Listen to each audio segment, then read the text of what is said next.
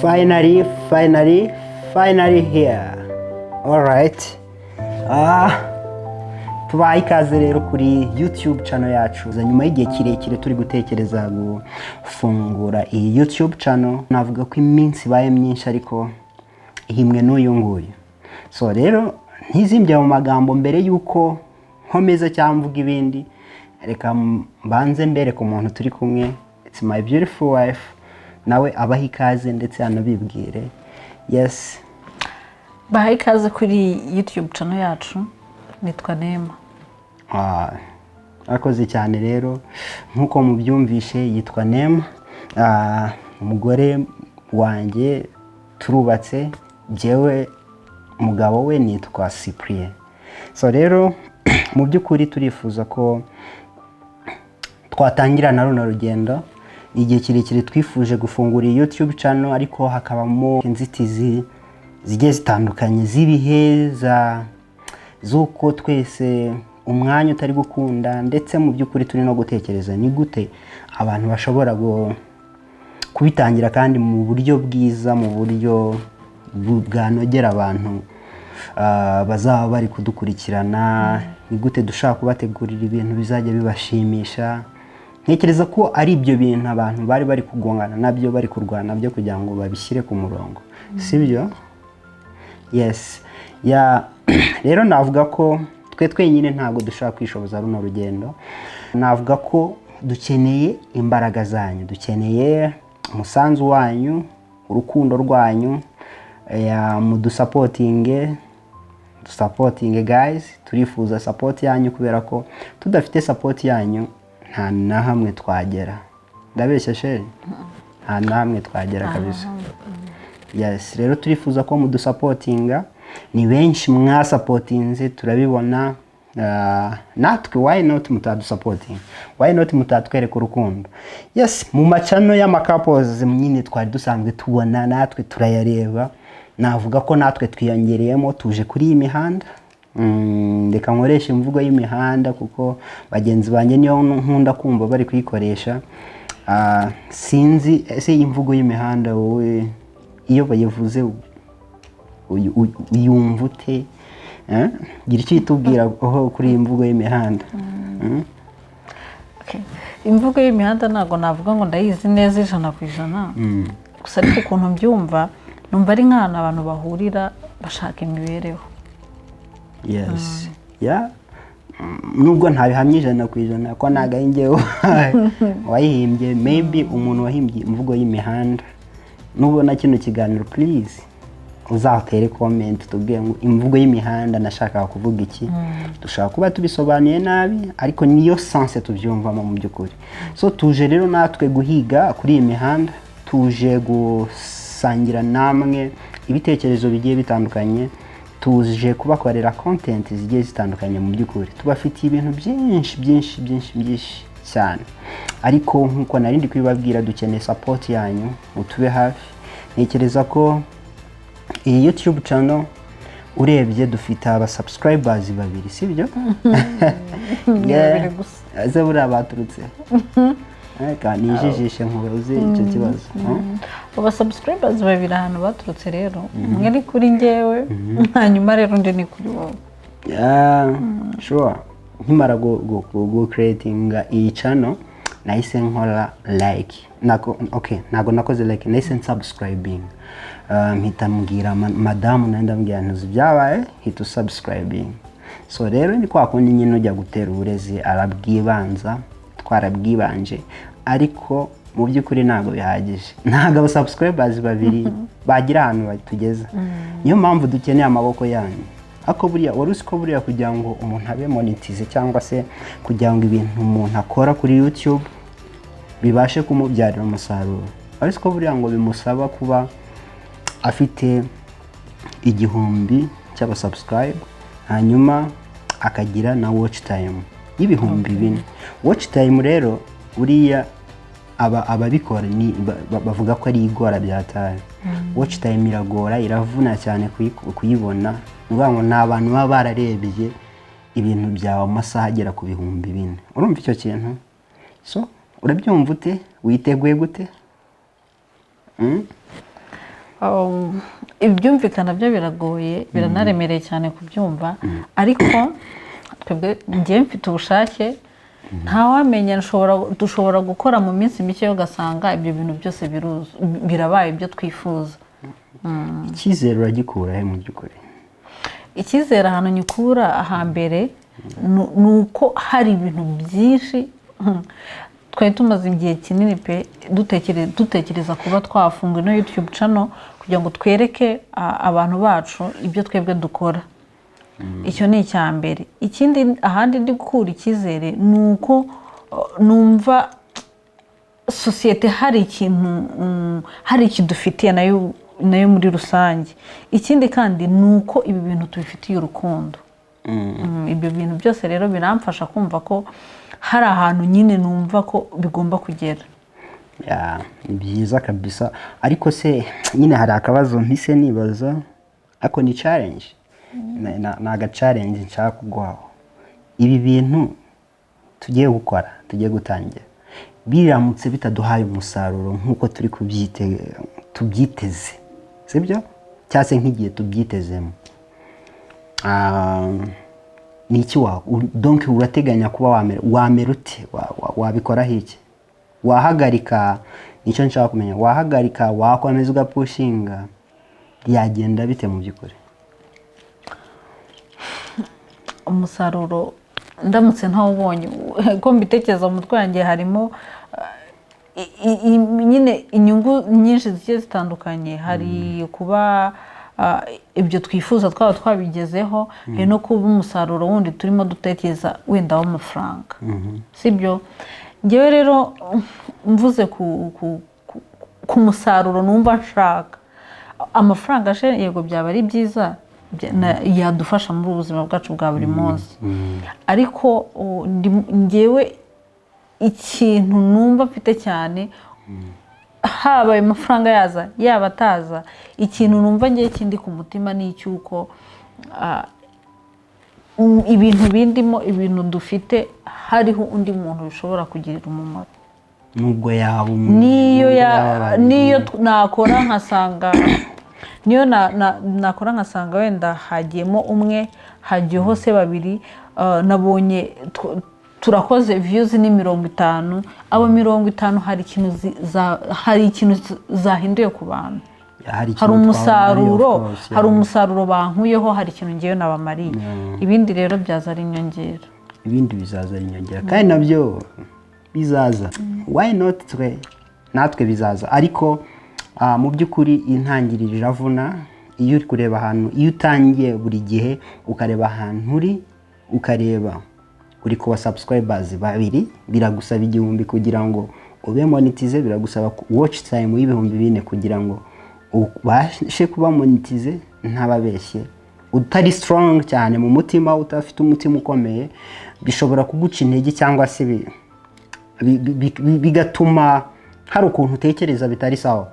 Ariko icyo navuga, buri muntu wese agira intangiriro. Buri kintu cyose kigira intangiriro. Ibintu byose tubona byabaye bigari cyase bifite aho bigeze, bifite intangiriro aho byatangiriye. Bahereye kuri zero, barastrugglinze, bahereye kubusa. Hari n'igihe baba barastrugglinze kurusha natwe. Urumva? Nese nimba turi kuvuga ngo tugiye gutangira YouTube channel, sibyo? Dufite abantu tureberaho, dufite abantu bamumotiva, batubera ba role model. Ngaho reba umuntu wabitangiye nta muntu areberaho, ari we wa mbere ukibitangira bino bintu. Ari uri kuvuga ati bana ngomba ngiye gutangira bino bintu, sinzo bizava, nta n'undi muntu abonye ubikora, we yarakomeye bingana iki. So rero navuga ko bitatugoye cyane nubwo bitoroshye, ariko nyine dufite gupushinga, hanyuma tukanategereza process, y'ibintu ukuntu bizagenda, gukura kwacu tukakureka tugakura neza, ntiturashinge, sibyo? Kubera ko ibintu byose birashoboka, sibyo se? Rero mu by'ukuri mbonereho no kubabwira ibintu twifuza kuzajya tubakorera. Turifuza kujya tubategurira ibiganiro by'umuryango, like family, bana, abantu babana nk'umugabo n'umugore ese baba babanye gute, ni ibihe bintu bacamo by'ubuzima, ese mu bibazo bitwara gute, mu bisubizo bitwara gute, kubera ko buriya ubuzima bw'urugo ntabwo ari urugendo rumeze gutya. Nono ubuzima bw'urugo dore umuhanda ugiye urimo amakorosi, uzamuka ukamanuka ugatambika, harimo kata nyinshi. So nizo twifuza kuzajya tubaganirizaho, kuzajya tuganira nazo, ariko ntabwo ari ibyo byonyine kuko dufite package ndende, dufite package iremereye ya content. So turifuza no kuzajya tubakorera vlogging, mu buryo bwa vlogging ntekereza ko butamenyerewe cyane hano, ariko tuzajya dukora vlogging mu gihe twagiye ku kazi, tubereke se akazi kacu tuba turi kugakora gute. By the way, dukora akazi kamwe uko mutubona njye na madamu. Njye ndi videographer cyangwa se nyita filmmaker, ubwo ni umuntu ufite hahuriye n'ibintu bijyanye n'amashusho byose. Ashobora gukora film, yashutinga wedding, yashutinga event, yashutinga buri kimwe. Ntekereza ko wenda muri mwebwe harimo abo tuziranye, ntekereza ko atari ubwa mbere muri mwebwe harimo abo dusanzwe tuziranye. Ndanabashuje cyane nimba dusanzwe tuziranye, tutera comment umbwira ati Cyprien welcome. Yes, biranshimisha cyane, biraza kudushimisha, biraza kunyereka nyine ko mwabibonye. So rero nari ndi kubabwira akazi kanjye nako ntunganya ibintu bijyanye n'amashusho. Madamu we ni photographer, akora ibintu bijyanye n'amafoto byose. Ngo nimba ufite akazi ka photography cyasi gakeneye umuntu gufatira amafoto, please muhereza akazi, muhamagare, muha akazi agufatire memories nziza, akufatira amafoto meza cyane uzishimira kureba na family, uzishimira kureba n'abana bawe mu gihe uzaba uri mu zabukuru cyangwa mu gihe uzaba bitekereje kubiyareba. Niko kazi kacu, nibyo twahisemo. Kandi wa mugani nkuko nayo mbikomoje iby'akazi, muduhe n'akazi, nimero yacu muraza kuyibona aho hasi. Duhamagare tuze tugukorera akazi, tugufatire video nziza ziri professional, tugufatira amafoto meza ari professional, kuko nibyo dukora kandi tubikora bya kinyamwuga.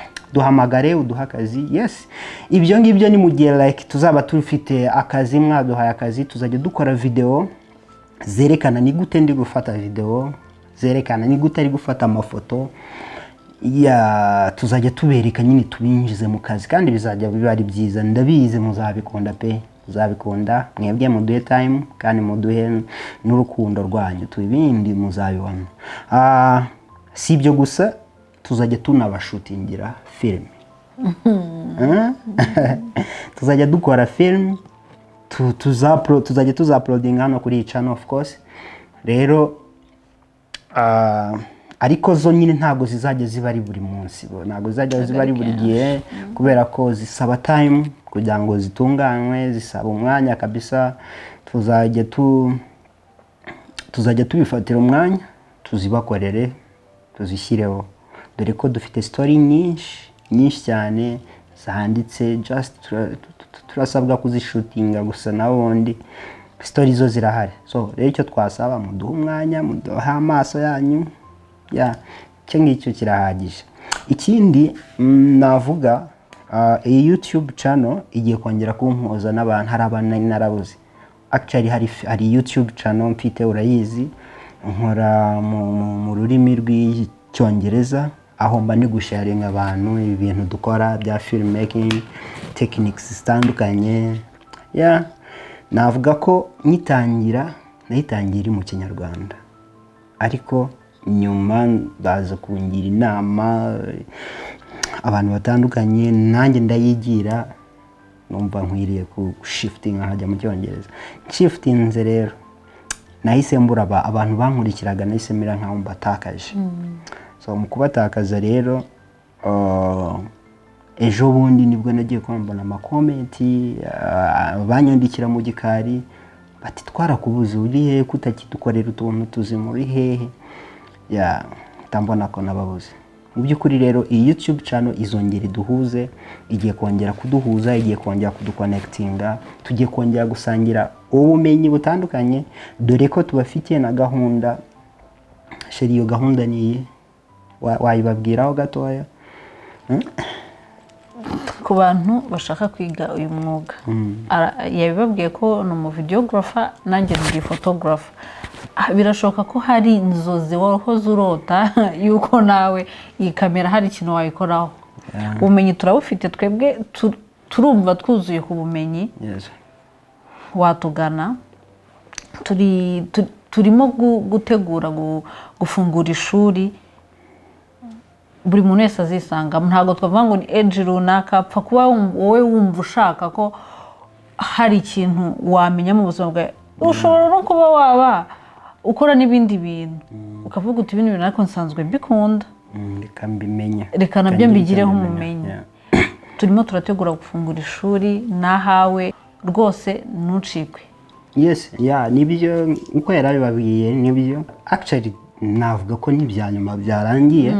Ubu ngubu abanyeshuri bashaka no kwiyandikisha batangira kwiyandikisha. Ngira ngo amagraphique ariho busobanuro bw'amasomo bazagenda biga. Abashaka kwiga lighting, sound ndetse na kamera, photography. Graphic already zarangiye, barayibona kuri iyi video iriho. Ngira ngo mwayireba mukanaduhamagara, muhite muduhamagara. Bashaka kwiyandikisha muhamagara kuri iyo nimero bakabitaba bakabasobanura nimba ufite ibibazo bitandukanye. So icyo nababwira rero, welcome. Nimba wari ufite inzozi zo kwiga filmmaking, nimba wari ufite inzozi zo kumenya ni gute nakora video, ubikunda ariko ukaba wari warabuze umuntu wabigufashamo, cyangwa se waranabyize ariko ukanabihiga nabi, warabuze uko ukora practice, it's your time. Tugane tugufashe. Nibyo bintu dukora, nibyo bintu twahisemo gukora. Kandi ngira ngo abantu basanzwe bankurikira kuri YouTube channel yanjye y'Icyongereza murabibona ko ibyo tuvuga ntago ari ugupapira, ntago tuje kubatuburira, kandi muzabibona nimutangira mu gihe cy'ukwezi kumwe cyonyine umaje kubona result. Umaje kubona result. So rero navuga ko ari ibyo ngibyo nari mbafitiye ku kijyanye n'ishuri cyangwa se ku kijyanye n'amasomo turi guteganya kubaha. Ni mutugane. Eka tugaruke. Urakoze cyane. Icyo nakongeraho ntago ari ibintu byinshi. Ndumva muri rusange wabivuze, ariko nukubasaba kudushyigikira. Nukudushyigikira ibintu yababwiye, ibintu amaze kubabwira ko twebwe tubafitiye ni bikeya, ni bike cyane. Inshuti zacu twebwe turiteguye cyane. Jya muri comment none ahangaha wandika uti welcome, ikimenyetso kitwereka ko ibintu turimo turavuga hari abantu turimo turabibwira. Noneho birashoboka ko hari n'ikibazo cy'amatsiko wumva dufiteho nk'abantu ubonye bwa mbere. Cyandike, noneho numara kucyandika twebwe tuzaza duhera ku bibazo byose muzaba mwatubajije. Channel yitwa Life and Us, muze tubane aho mu kazi hose, mu byo turimo turakora. Turabashimiye. Wakoze cyane rero kuba waje imbere ya kamera wemeye kuza tukasharing ibitekerezo. Reka tubasezere cyane kandi tubashimire umwanya wanyu mufashe kureba ino video kugeza isoje. Nakagaruka video ni ebyiri buri cyumweru, tuzajya twaploadinga buri kabiri mu cyumweru. Turi gupanga iminsi myiza twazajya tubagerezaho video zacu. Ntekereza ko mutazajya mutumisinga mu gihe ubuzima buzaba bwadukundiye. Turi kumwe namwe. Mwakoze cyane rero kuba mwabanye natwe. Ciao ciao ciao. Bye Sheri.